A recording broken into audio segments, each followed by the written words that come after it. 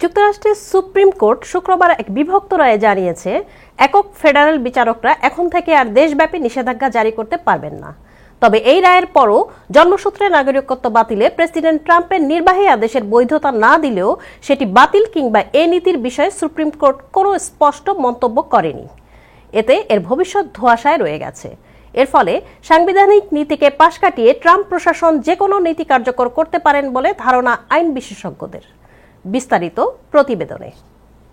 Universal injunction দেশব্যাপী নিষেধাজ্ঞা জারিতে federal বিচারকদের ক্ষমতা সীমিত করে দিয়েছে যুক্তরাষ্ট্রের সুপ্রিম কোর্ট।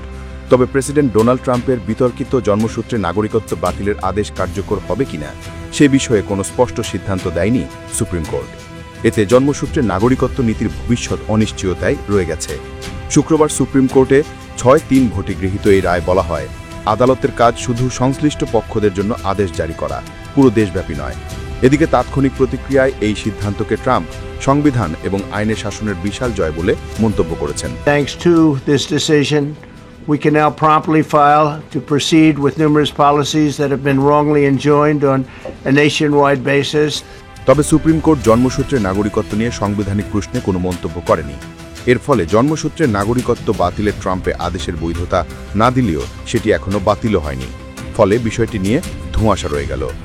ডেমোক্র্যাট সিনেট নেতা চাক শুমার এই রায়কে গণতন্ত্রের জন্য বিপজ্জনক এবং স্বেচ্ছাচারিতার দিকে এক অগ্রগতি বলে অভিহিত করেছেন।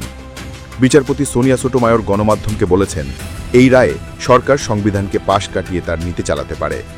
চতুর্দশ সংশোধনী অনুযায়ী যুক্তরাষ্ট্রে জন্ম নিলেই এদেশে নাগরিকত্ব পাওয়ার অধিকার সংরক্ষিত। 1898 সালের ঐতিহাসিক মামলাতেও সুপ্রিম কোর্ট জন্মসূত্রে নাগরিকত্ব নিশ্চিত করেছিল।